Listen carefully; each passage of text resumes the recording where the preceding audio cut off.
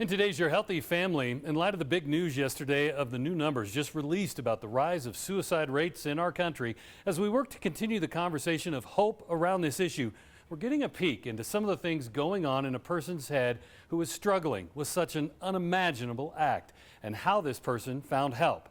And I do want to give you a heads up. This is a very frank conversation, and it may be hard to hear for some. I say anxiety is the constant companion. Depression is the infrequent but occasional visitor. This patient at the Southern Colorado TMS Center in Colorado Springs, who we'll call Bruce, tells me in his late 20s, when his active lifestyle was taken away by a rare medical condition causing chronic pain following multiple surgeries, severe depression set in. I went from a very active, very fit, 4 times a week at the gym, runner, trail runner, mountain biker, to a guy who couldn't get in and out of his car. Almost literally overnight. I mean, it took about 2 days for this to progress to that point. And he found himself facing a startling thought. I was going to bed, I was brushing my teeth, and I just had this very apathetic thought. I wish this toothbrush were a gun so I could just blow my head off. And I thought, where did that come from? And then I thought, no, I really do wish that. I really don't. At first I thought, well, maybe that's just one of those weird violent thoughts that sometimes people have. And I thought, no, I really want to die. And I thought, well, do I really want to? So I started imagining, if I didn't wake up tomorrow, would that be a sad thought? And I could not drum up a negative emotion about that idea. It felt like, man, that'd be such a relief, And then I just started talking to my wife about it and just said, I don't want any more tomorrows. And what was weird is I thought, shouldn't I be crying or something, And within a couple of weeks, I went from a guy who was, fine emotionally, all things considered, to terrified that I was going to kill myself involuntarily. I mean, I felt like I didn't have a choice, and that was new. I'd never felt like that. Yeah. So. Well, I'm curious because I think maybe even a lot of people might not have the, I don't know if you want to call it courage or fortitude or the thought to even discuss something like this with a spouse. Yeah.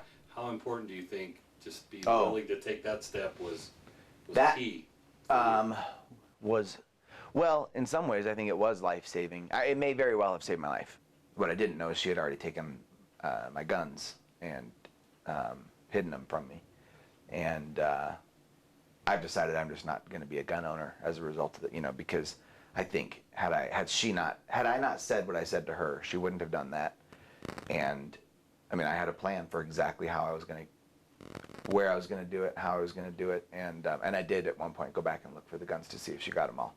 And so I'm really glad I did tell her. After therapy and antidepressant medication, Bruce says things were generally better, but he couldn't shake the moments of suicidal thoughts. I was driving home actually after a therapy appointment, and I just thought, it was so weird.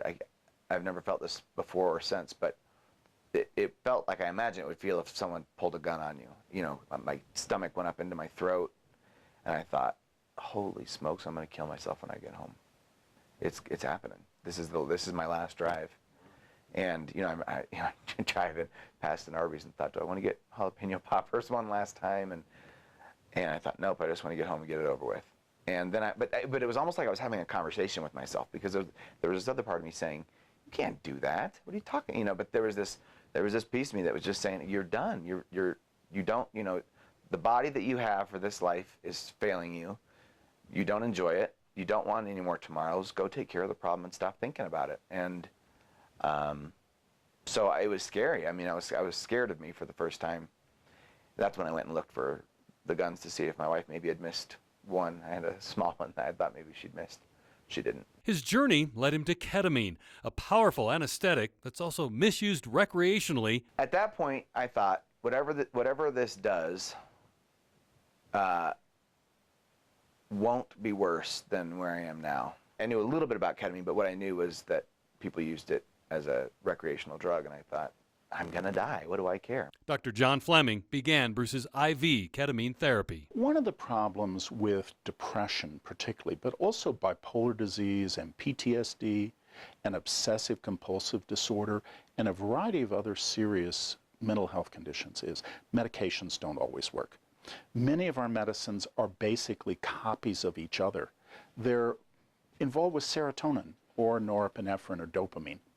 And while those work for many people, they don't work for everybody.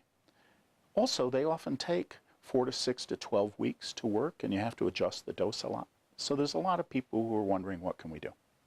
And this is where ketamine comes in. Now, ketamine is an anesthetic agent that we use to put people to sleep.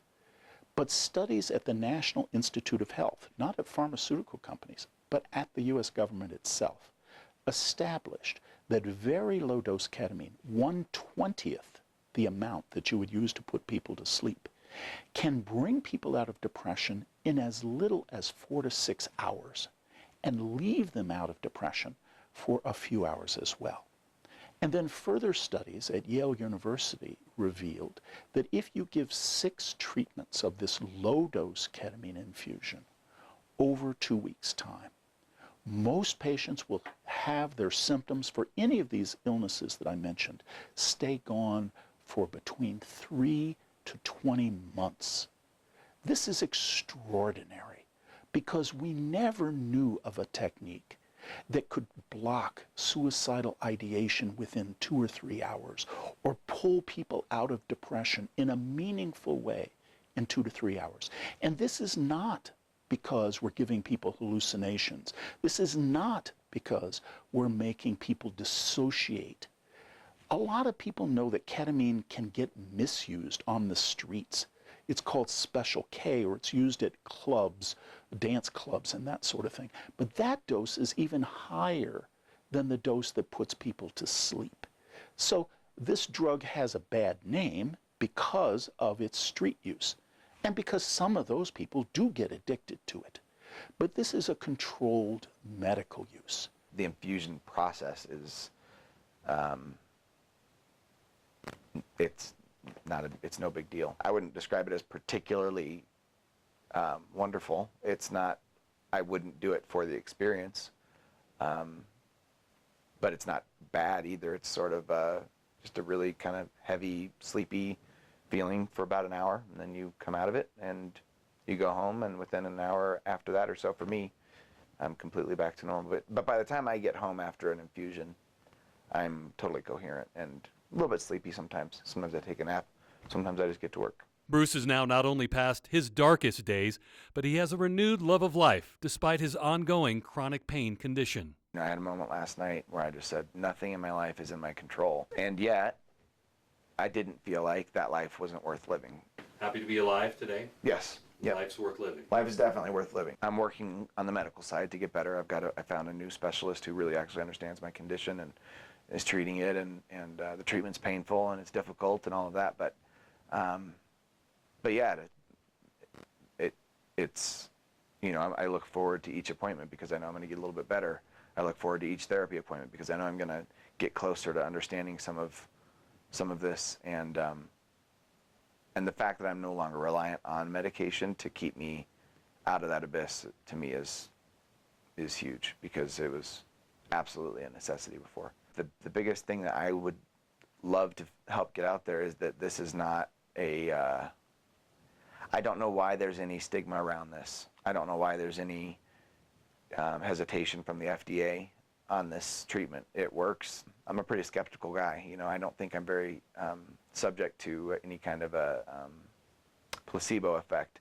And in fact, right up until infusion 4, I was telling my wife, I don't think this is going to work. And it definitely worked. And so I just think, you know, I think people who are interested in doing this should have access to it. For Your Healthy Family, I'm Ira Cronin.